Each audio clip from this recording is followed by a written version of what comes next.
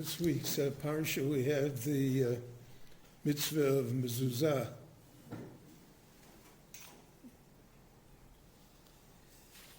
And the Torah tells us, "Savtom al mezuzot b'yisecha v'yisharecha." So the idea of a mezuzah in its primary form in the Torah is that it's a form of remembrance to us.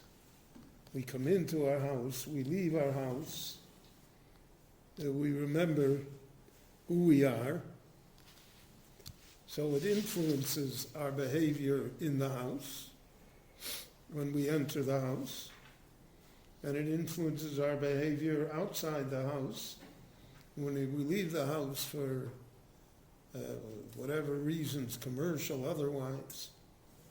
But it's there to remind us. We find many mitzvahs in the Torah are really memory aids to jog our memory. Tzitzis says it specifically, but here mezuzah also is a memory aid to remind us of the special relationship that we have, kaviyachol, with God, and with our obligations to the Torah, to the Jewish people, and to the world generally. Now, the Torah does not detail for us how to establish a mezuzah, just as the Torah does not detail for us. It says, "Kshartem lo sal yadecha, or you letotafos beinenecha." So the whole posuk, which refers to tefillin and mezuzahs, the Torah does not tell us any details how to do that. So that is what we call halacha l'Moshe miSinai. It's not that the rabbis created these memory aids or the way to fashion them, but that this was what Moshe Kaviyachol saw on Sinai and what he was told to do, and that becomes a matter of our tradition and our heritage and the way it's been done for thousands of years. So by tefillin we know the four parshas that are in the box of tefillin, the difference between tefillin shel yad and tefillin shel rosh, all of those halachas. So the Gemara in Menachos develops it, but that's again based upon this posuk. Now what about mezuzot?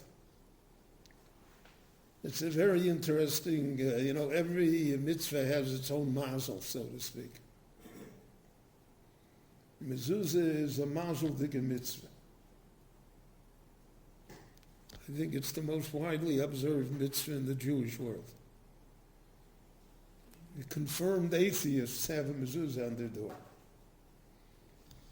because of the fact that there's a mysterious aura that accompanies it.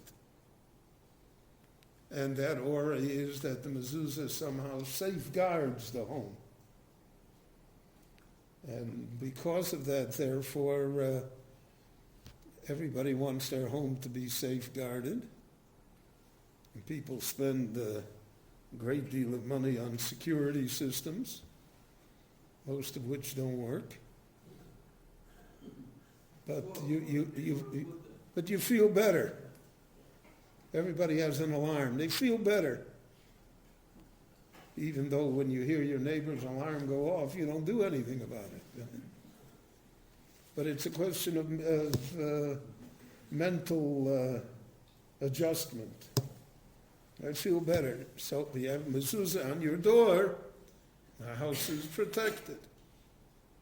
I have a feeling that it is protected. So the Gemara discusses the mitzvah of mezuzah. Mitzvah of mezuzah is, it's a piece of parchment on which a sofer writes the parsha of Shema and V'ahavta and V'yoim Shemoah. And then on the back of it, again, by tradition, the question is whether that's part of halacha l'moshe Messinai or not. From the Gemara, it's mashma that it may be. We write Shin Daled Yud, the Rebbeinu Shalom's name. And since the name is Shin Daled Yud, so people already said that that was the acronym for Shomer Dalsos Yisrael. God guards the doors, the gates, the entryways of the Jewish people. And then we have on the back of the mezuzah a Kabbalistic inscription in which the name of God is written, but not Yud Kei Vav Kei, but it's written rather with the next letters. Chof, Vav, Vav. That's how it's written. It's not written straight. Now what that is, so that's already Kabbalistic. That's already mysterious. And there are many shittas in the poskim as to whether or not a mezuzah is kosher, if that is not written on the back. But almost all of our mezuzahs have it. Now, in our time, we've had many improvements in our time, all rumors to the contrary notwithstanding. In our time, mezuzahs are much better than they were 60 years ago or 50 years ago or when I grew up. Because then oftentimes the mezuzah was a printed piece of paper. And the Mochei Svarim, those who sold it, that's... and there were, I don't know here in Israel, but in the United States, there were a plethora of mezuzot that simply were not mezuzot.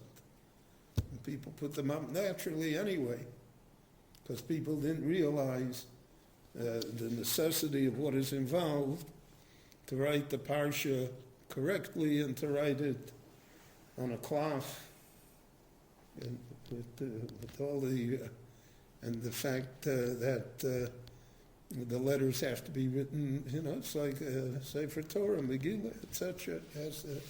has rules to it. But there developed an industry which exists within Klal Yisrael, and it's existed for thousands of years, of mezuzah cases, the enclosures for the mezuzahs. Dr. Hammer will verify that we had a friend in Muncie, and she had the world's largest collection of mezuzah cases. Many of them are in the great synagogue in the lobby.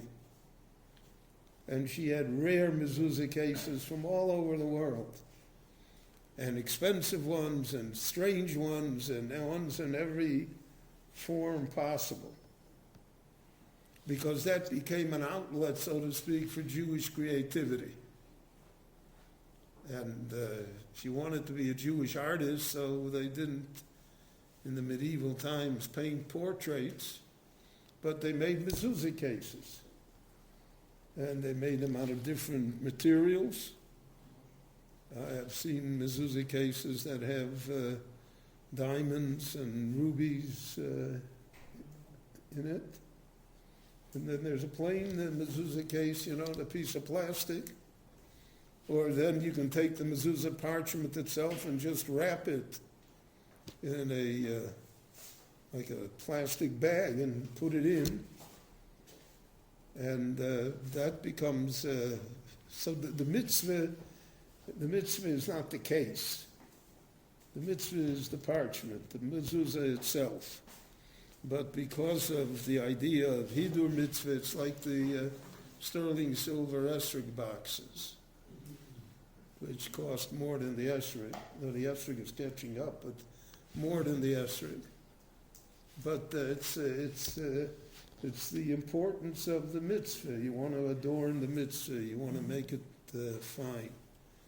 So I saw a I don't know where people get these statistics, but I saw it a few years ago that well over 95% of all doorposts in Israel where Jews live have some form of a mezuzah. People have it. And not only that, then there were people that used to make a necklace out of it, or held that it was an amulet, it was a good luck charm. I remember when I was a child, in the United States in the summer there were Rahman al polio epidemics. And no one knew what polio came from, and no one knew how to combat it. But in the Jewish neighborhoods, the mothers used to tie a mezuzah around the neck of the child, that one should be protected by it. We know that soldiers that went to war, it always represented a protective artifact, something that could ward off dangers. I never answer theoretical questions. There's nobody here wearing one, so the Shekhinah is not with me to answer. So this became, and there are absolute halachas supposed to, in the house, every room, with the exception of certain rooms, have to have a mezuzah, etc. There are all sorts of halachas, ilchas mezuzah. But in the overall view of the mezuzah, as the Jewish world views it, so it doesn't view it so much in the detail of the mitzvah itself as in the overriding idea behind it. Baruch atah b'volecha, baruch atah b'tzeisecha. It's a reminder, it's a protector, and it's a fulfillment of the mitzvah of the Torah. And it's a constant mitzvah. It's not dependent on time. It's always here with us. And therefore the Jewish world treasures it and observes it. And mezuzahs are very popular, Baruch Hashem, today here in Israel and everywhere in the Jewish world. Veschanan ben Akash, Omer Rotz HaKadosh Baruch Hu l'Sakas Yisrael, V'fichach Hirbu Lahem Torah.